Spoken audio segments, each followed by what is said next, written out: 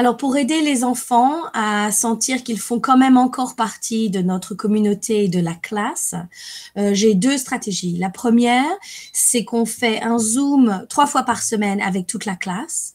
Alors, ce qui est un peu triste quand même, c'est qu'il y a environ 5 enfants qui sont, enfin entre 5 et 10 enfants qui sont à l'école parce qu'ils sont à l'école tous les jours, parce que ce sont des enfants plus ou moins vulnérables ou leurs parents ont besoin, sont des frontline workers, key workers on dit en Angleterre.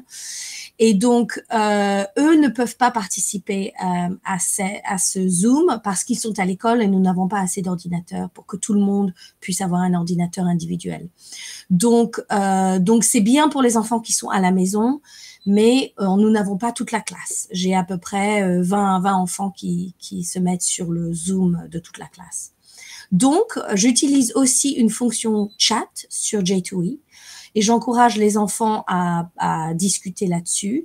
Il y a environ 300 messages par jour, beaucoup des tout petits messages, mais ça va très très vite. Donc, je modère, bien sûr, je vérifie, je surveille.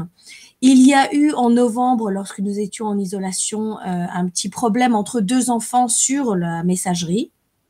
Mais ça m'a permis de discuter justement sur le comportement en ligne, un comportement sain en ligne qui fait partie bien sûr de l'apprentissage, de la conduite sur l'internet. Et donc je suis contente de pouvoir leur offrir cette opportunité. Ils l'utilisent essentiellement pour se dire bonjour, pour savoir où ils en sont dans leur travail et pour organiser de se rencontrer par contre sur Roblox ou un de leurs jeux.